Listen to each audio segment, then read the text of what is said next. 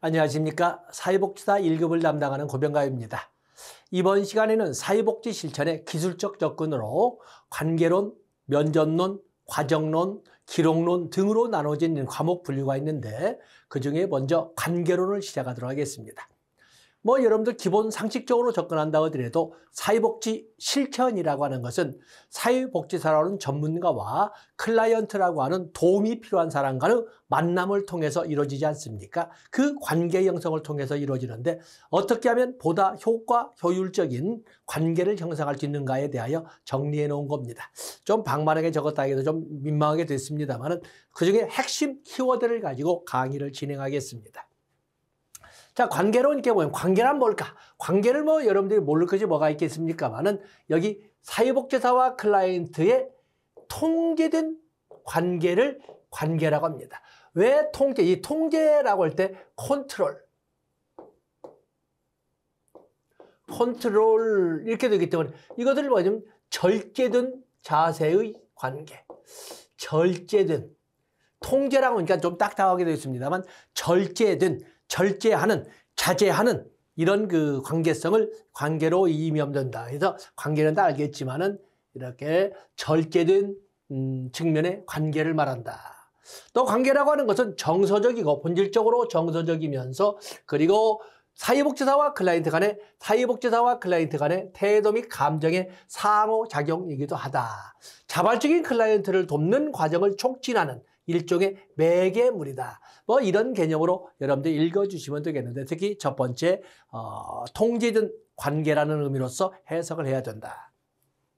그다음에 관계의 전제 조건이 나와 있습니다. 관계의 전제 조건이 이렇게 쭉 나와 있는데 관계의 전제 조건. 자, 관계의 전제 조건이 여기 보면은 벌써 사회복지사의 자아인식이 나와 있지요. 사회복지사의 자아인식. 그건 관계의 전제 조건에서 아예 그냥 처음에 자아인식이란 말을 이렇게 적고 들어갔습니다. 그래서 자아인식이라는 그 개념을 하고 있는데 스스로를 인식하는 거죠.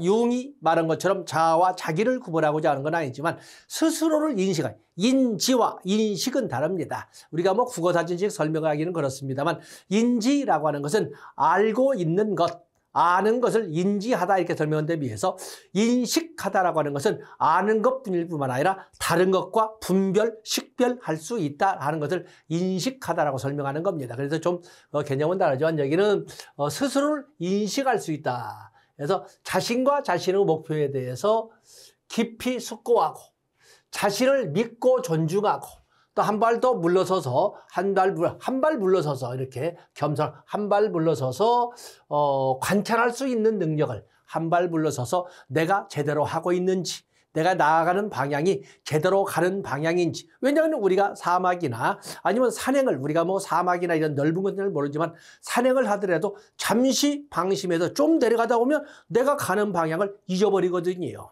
그렇기 때문에 잠시 물러서서 내가 가는 방향을 재확인하고 이런 것을 자아인식이라고 설명을 했습니다. 그래서 자아인식에 대한 자신과 자신의 욕구에 대한 인식, 또 자신 내의 여러 성격 요인들을 처리할 수 있는 능력, 또 사실을 정확히 인식하고 자신의 능력의 한계성으로부터 벗어날 수 있는 능력, 이런 등등을 그냥 자아인식의 내용으로 설명하고 있습니다. 저 1번, 2번 정도를 가지고 여러분들이 접근해 주시면 됩니다. 그래서 관계의 기본 전제 조건은 사회복지사가 자아인식을 해야 된다. 그다음에 관계, 당연히 우리는 통제된 범위 내에서 자제하는 자세로서의 관계가 되어 있는데 거기는 전문가인 사회복지사와 만남 또는 전문가인 사회복지사가 주도하는 이런 만남이기 때문에 이 관계는 전문적 관계라고 설명할 수가 있습니다. 당연히 우리가 사회복지 실천에 쓰는 것은 전문적입니다. 여기 보시면 그래서 전문적 관계라는 말을 이렇게 쓰고 있거든요. 전문적 관계의 기본 요소는 뭐가 있느냐. 물론 이 콤슨과 갤레이가 주장한 것을 중심으로 해서 나열했습니다만 세부 내용 설명하지 않습니다. 자, 그럼 타인에 대한 관심이 있어야 되고 헌신과 의무가 헌신이 있어야 되고 그리고 아래로 내려보시면 권위와 권한이 있고 권위와 권한 특히 여기 권위와 권한. 사회복지사는 자신의 전문성을 바탕으로 클라이언트에게 권위가 있어야 되고 스스로 행할 수 있는 권한이 있어야 됩니다. 그래서 권위와 권한이 있어야 된다. 많은 사람들이 이걸 부정적으로 보는데 그러지 않습니다. 그래서 권위와 권한이 있어야 된다. 또 그런 거면은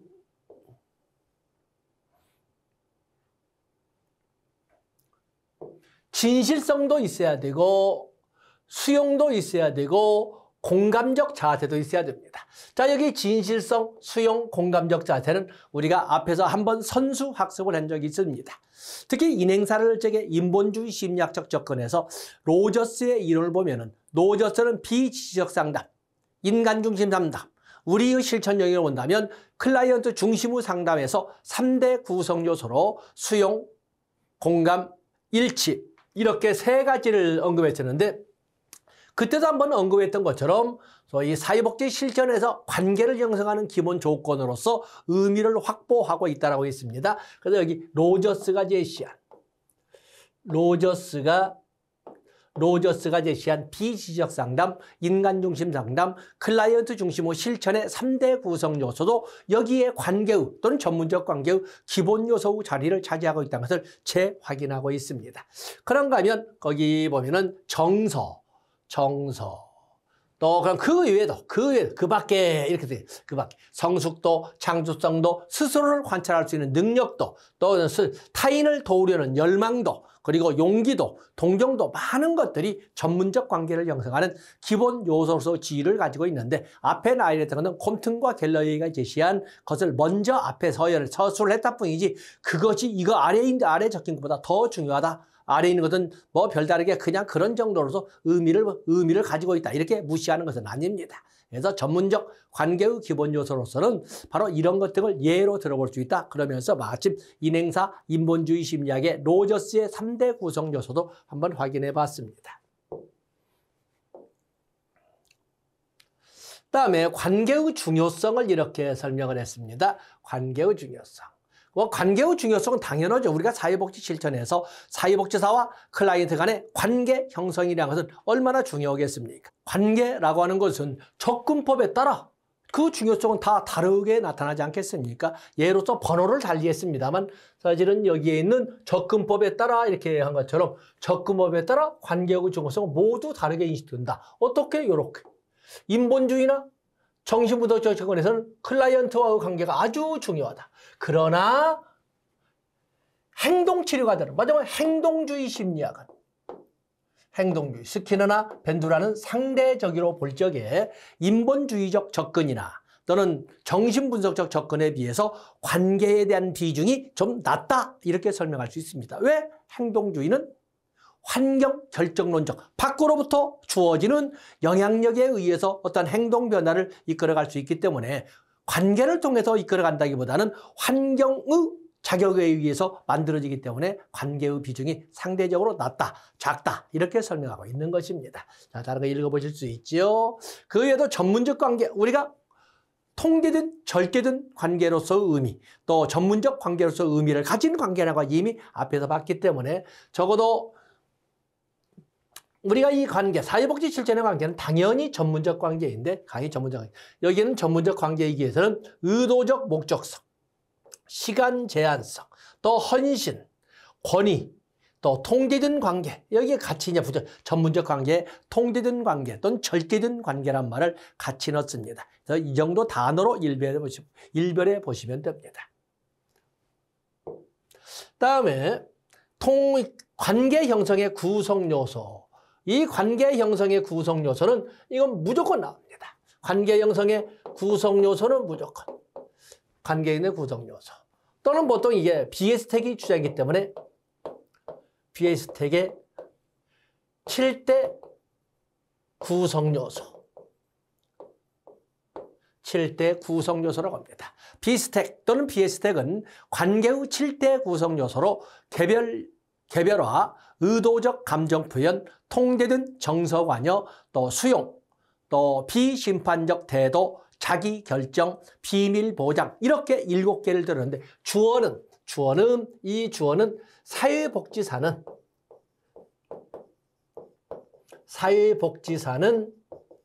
관계 형성에 있어서 이렇게 주어가 시작이 된다는 것을 알아주시면 됩니다. 자, 첫 번째 마침 개별어가 나왔으니까 사회복지사는 사회복지 실천에 관계를 형성함에 있어서 같은 문제를 가진 클라이언트들이라 하더라도 클라이언트마다 각기 다른 방법이나 원리를 적용해야 된다라는 것을 개별화의 원리가 되겠습니다. 요즘은 맞춤형 아니겠습니까?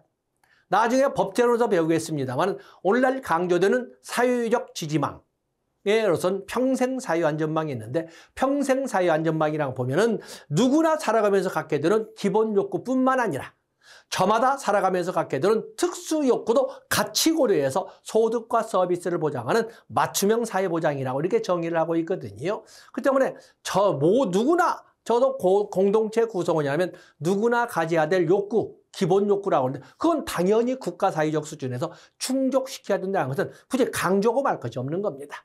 그것뿐만 아니라 저마다 살아가면서 갖게 되는 특수 욕구도 같이 고려해서 이끌어가는 맞춤형이다. 그래서 바로 이 맞춤형, 첫 번째 개별화라고 하는 것은 맞춤형을 강조하는 거죠. 맞춤형. 그래서 맞춤형.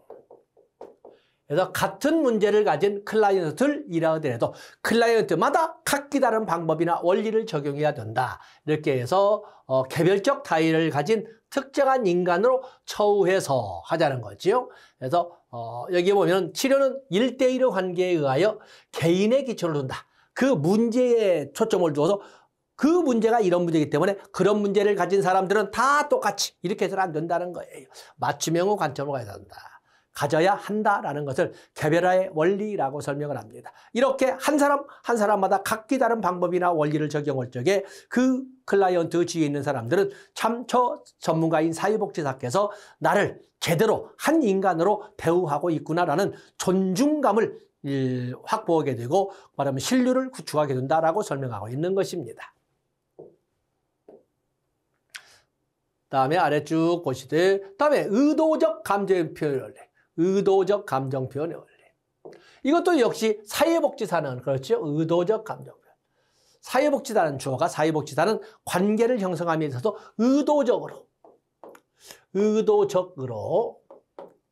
클라이언트로 하여금 마음껏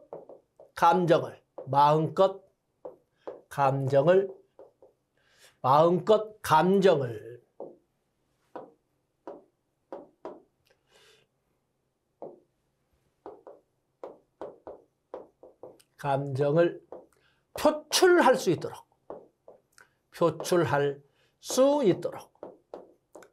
있도록 유도해야 된다라는 원리를 의도적 감정 표현의 원리가 되겠습니다. 그 때문에 우리가 클라이언트는 도움이 필요한 막연한 이런 용어를 쓰고 있지만 클라이언트의 가슴에는 얼마나 답답하고 억울하고 약오른 이런 감정이 있겠어요. 어두운 측면에, 부정적인 측면에 감정이 꽉꽉 쌓여 있거든요. 그것을 마음껏 분출할 수 있도록 누가? 사회복지사는 그렇게 의도적으로 글을 뿜어낼 수 있도록 유도해야 된다는 원리가 의도적 감정 표현의 원리가 되겠어요. 그래서 여기 보면은 클라이언트는 부정적인 감정의 표현을 하고 싶어 한다는 점을 강조하면서 마음껏, 그래서 이런 것을 여기에 같이 연결해 봅니다. 2번으로 배경지시 보면서 사회복지사는 클라이언트가 편안하게 느끼는 환경을 조성하고 클라이언트가 감정을 표현할 수 있도록 격려하면서 쓸데없이 충고를 하거나 해결하려 또는 해결해 주려고 이렇게 노력할 필요는 없다. 노력해서도 안 된다. 이렇게 설명하는 거예요. 스스로가 뿜어낼 수 있도록 분위기를 조성해야 된다 하는 것이 의도적 감정 표현의 원리가 되겠습니다. 자, 의도적 감정 표현의 목적 다 읽어보시고 다음에 세 번째 원리는 통제된 정서관여의 원리가 되겠어요. 통제된 정서관여의 원리. 사회복지사는 역시 주어는 사회복지사죠. 아까 의도적 감정 표현의 원리는 클라이언트의 가슴에 묵혀있는, 클라이언트 가슴에 담겨있는 억울한, 부정적인 이런 감정을 마음껏 뿜어낼수록 유도해야 된다는 건데 비해서 이 통제된 감정은, 통제된 정서관여는 클라이언트가 표현한 또는 클라이언트가 표출한 감정에 대해 또 역시 마찬가지로 여기도 통제된 그렇지만 절제된 자세로 관여해 주어야 한다. 절제된 자세로 관여해 주어야 한다. 그렇기 때문에 이 절제된 자세로 관여해 준다 할 때는, 이 절제된 자세로 관여한다 할 때는 민감하게 반응도 보이면서 공감하는 자세도 가져야 된다. 보통 우리가 통제된 정서관여의 3대 구성 요소 그러면 민감성, 반응성, 공감성을 이렇게 들어올 수 있습니다. 그래서 이거는 의도적 감정 표현 관리, 이미 표출한 감정에 대해서 절제된 자세로 민감하게 반응을 보이면서 공감하는 자세를 보여주어야 한다는 것을 통제된 정서관여의 원리가 되겠습니다. 그래서 여기 보시면은 민감성을 가지고 해서 클라이언트의 공격적 행동이나 욕설에도 불구하고 전문가적 자세로 임하는 이런 자세로 그 클라이언트의 감정의 민감성을 가지고 적절한 반응을 하는 것을 적절한 반응을 바로 통제된 이렇게 표현한 거지요. 그래서 통제된 정서관여의 원리라고 합니다. 자, 아래 쭉 같이 참고 자료로 보시면 됩니다. 다음에 네 번째는 수용의 원리가 되겠습니다. 수용의 원리라고 하는 것은 우리가 인간 행동과 사회 환경에서 인본주의 심리학에서 노저스에서도 한번 봤습니다만은 클라이언트의 모든 표현에 대해서 있는 그대로 받아들이는 클라이언트의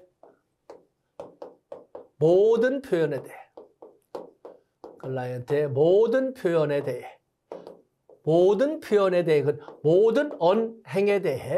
모든 언행에 대해 있는 그대로 받아들여야 한다. 받아들여야 한다는 것을 수용의 원리. 이때 이 받아들여야 한다라는 것은 인정한다라는 의미가 아닙니다. 인정한다는 의미는 아니다. 클라이언트가 보여주는 이 모든 언행에 또는 이 언행이라고 하는 표현에 대해서 있는 그대로 들어주고 있는 그대로 봐준다는 것이지, 그것이 비도덕적인데 도덕적이라고 불법적인데도 합법적인 것처럼 착각하게 인정한다는 개념은 아니라는 것입니다.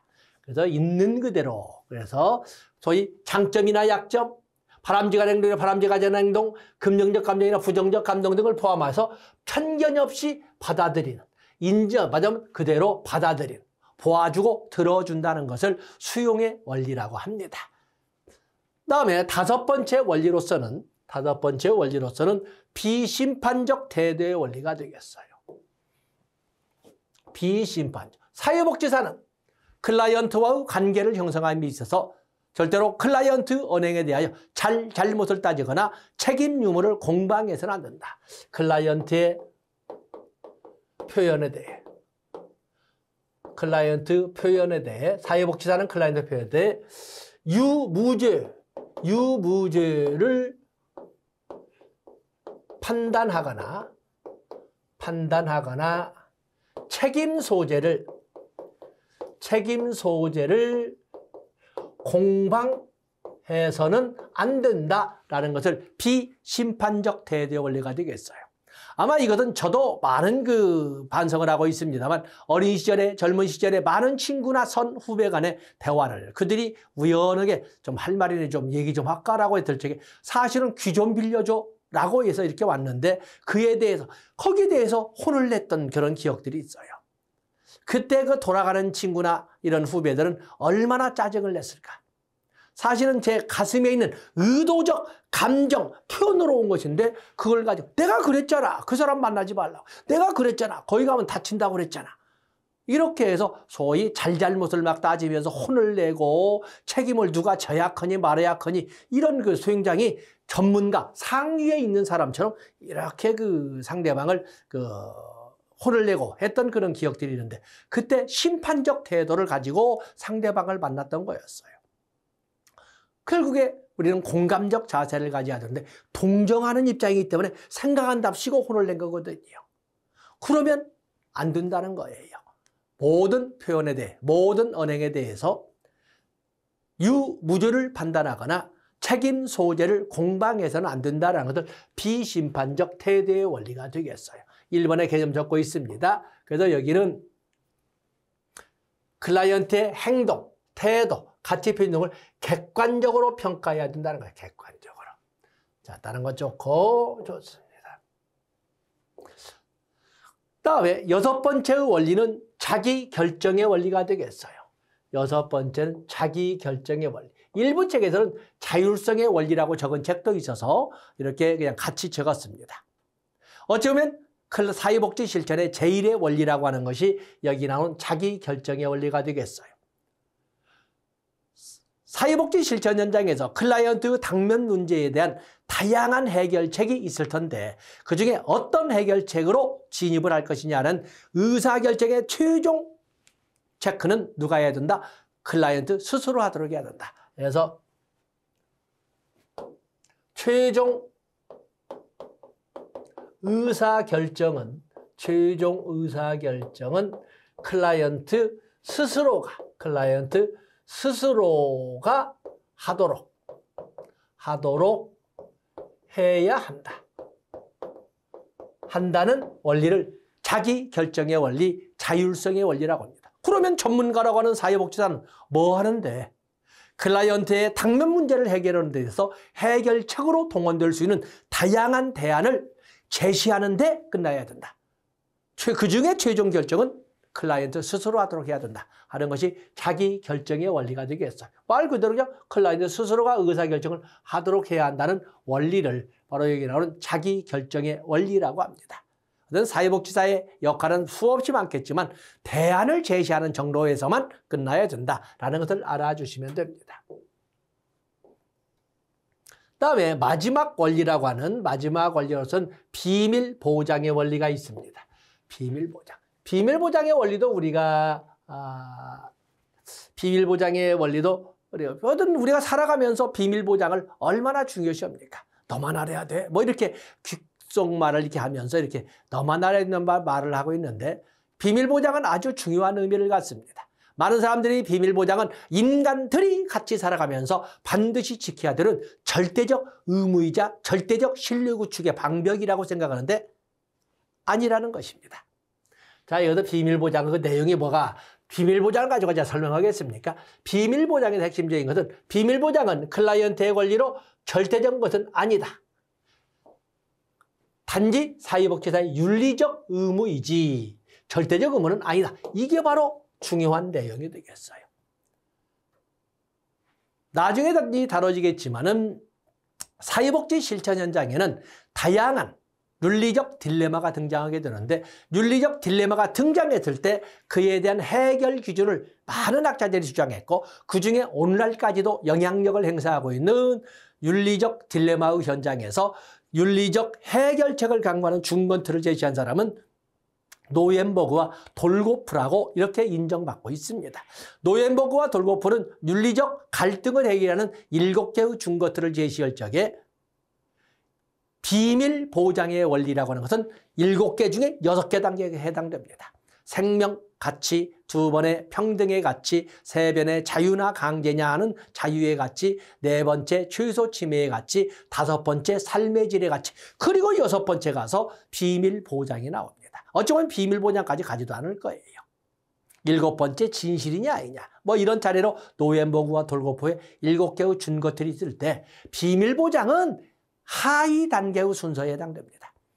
다시 말해서 비밀 보장은 사회복지 실천, 특히 관계를 형성함에 있어서 착각하지 마세요. 절대적 의무가 아니에요. 많은 사람들은 선생님은 전문가니까 제가 하는 말을 앞으로 절대적으로 어느 누구에도 말씀해 주시면 안 됩니다. 비밀 보장에 의무하시죠? 라고 마치 절대적 의무인 것 마냥 지가 좀 똑똑한 것 마냥 자꾸 강요를 하는데 아닙니다. 윤리적 의무일 뿐입니다. 클라이언트의 권익도 중요하지만 사회복지사의 권익도 중요하잖아요. 그래서 클라이언트의 권익과 사회복지사의 권익 간의 비교를 통해서 어느 것이 더 중요한가? 클라이언트 권익과 타인의 권익과의 비교를 통해서 어느 것이 더 중요한가? 클라이언트 권익과 공익과의 비교를 통해서 그 둘 중에 어느 것이 더 중요한가? 이런 등등을 따져서 결정하는 것이지 무조건 반드시 이렇게 하는 절대적 의무는 아니라는 것을 꼭 기억해 주셔야 됩니다. 자, 그에 대한 내용들이 아래에 나와 있습니다.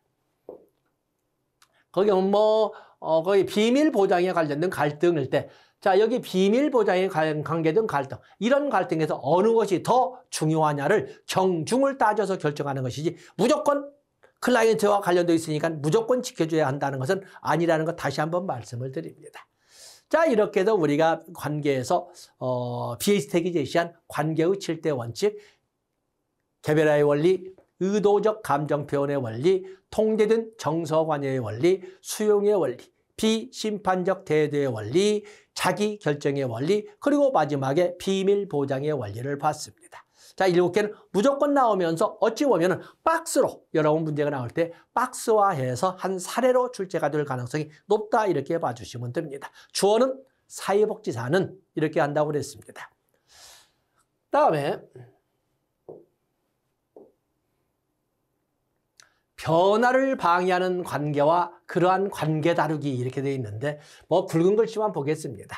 결국에 클라이언트의 변화를 이끌어가고자 하는 노력이 사회복지사의 실천 노력이라고 할 수가 있겠는데 변화를 방해하는 관계 그냥 제목하겠습니다. 클라이언트의 불신, 클라이언트의 불신. 또 저항. 저항에서 가장 대표적인 것이 침묵입니다. 저항. 그냥 말하기 싫고 짜증나고 저항하는 것을 그냥 입 꾹 다물고 고개 콱 숙여버리고 눈도 안 뜨고 눈도 안 마주치고 가장 대표적인 것이 이 침묵이라는 걸 알아주시고 어떤 저항. 또 그럼 비자발성.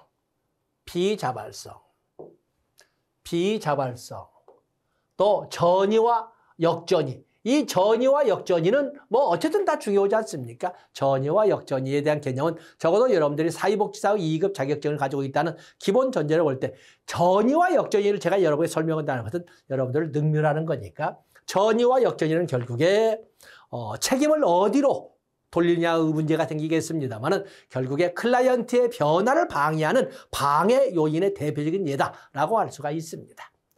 그런가 하면 양가 감정. 그렇죠? 그래서 누구나 변화라고 해서 변화를 원하는 것도 아닌 것이고 또 누구나 편안하게 현상을 유지하는 변화, 보통 우리가 이데올로기 스펙트럼을 볼 때 현재의 관점을 가지고 현재의 상황을 바꿨으면은 현재의 상황을 그대로 유지했으면 하는 사람도 있고 현재의 상황을 좀 바꿨으면 하는 이런 사람도 있겠는데 현 시점을 볼 때 여러분 보세요. 여기서 보면 이쪽은 오른쪽이잖아요. 오른쪽. 여기를 보통 우리가 우파라고 하는 것이고 이 현 시점을 가지고 보면 여러분 눈에서는 왼쪽으로 보이죠. 이걸 좌파라고 하는 것입니다. 보통 우리가 우익과 좌익 이럴 때 마치 공산당과 설명을 하는데 불평등 구조로 만연된 이 현 세태를 바꿔야 한다 하는 공산당도 변화에 초점을 두는 좌파의 한 부류가 되는 것이지 공산당만이 좌파가 있는 것은 아니고 또 이 좌익과 우익, 좌파가 우파라고 하는 것은 절대 고정불변의 신념을 말하는 것은 아닙니다. 순시로 영역에 따라서 상황에 따라서 바뀌어져 간다는 것도 봐주시면 됩니다. 그렇기 때문에 이런 양가 감정에서 변화를 원하기도 하고 아니면 현상 유지를 원하기도 한다는 것을 같이 고려해야 되는데 너무 한쪽에 얽매여 있으면 당연히 변화를 방해하는 요인이라고 할 수도 있다. 이렇게 볼 수가 있습니다. 다음에 변화를 방해하는 관계 다루기. 아까 불신이나 비자발성이나 전이나 역전이나 또 그런가 하면은 어떤 그 신념의 고수나 이런 것들이 다 변화를 방해하는 건데 여기 보면 불신, 클라이언트의 불신에 대처하기, 긍정적으로 재해석하기, 또 문제를 문제로만 볼 것이 아니라 문제를 역발상으로 성장의 기회로 재규정하기. 그런가 하면 직면은 이제 이 변화 과정에 나오겠지만은 클라이언트 언행에 대하여 언행 사이에 불일치점이나 모순점이 있을 때 클라이언트 표현에 대하여 이전의 표현과 현재의 표현에 어떤 모순점이나 불일치가 있을 때 바로 그 지점을 지적해 주면서 어느 쪽 전에 했던 말씀이 맞습니까? 이번에 했던 말씀이 맞습니까? 아니면 전에 보였던 행동이 맞습니까? 아니면 오늘 표현했던 언어 표현이 맞습니까? 어느 쪽으로 내가 당신을 해석해야 될지 모르겠습니다. 거기를 다시 한 번만 좀 다시 한 번만 설명해 주시겠습니까? 라고 요구하는 클라이언트 표현에 불일치점이나 모순점이 있을 때 그 지점을 지적해 주면서 재진술해 주기를 요구하는 것을 직면 콘프론테이션이라고 하는 것입니다. 그래서 여기 직면은 별도 다른 데도 나오지만 다 해서 변화를 방해하는 부정적 감정이나 생각, 행동들을 클라이언트가 인식하도록 돕는. 그래서 부정적인 생각들을 모순이나 또는 불일치점, 모순점이나 불일치점을 지적하면서 재진술해주고 재진술함으로써 다시 클라이언트가 재인식하도록 돕는 기법을 콘프론테이션이라고 설명하고 있습니다. 그 외에도 전이와 역전이에 대한 반응 다루기, 저항 다루기 이런 방법들이 다 존재하고 있다고 볼 수가 있습니다. 다음에 그 외에도 공감이라고 하는 것은 감정적 이해라고 그러죠. 그래서 여기 이제 이 출판사에서 현재 삭제요. 자, 이것도 다 삭제하면 됩니다.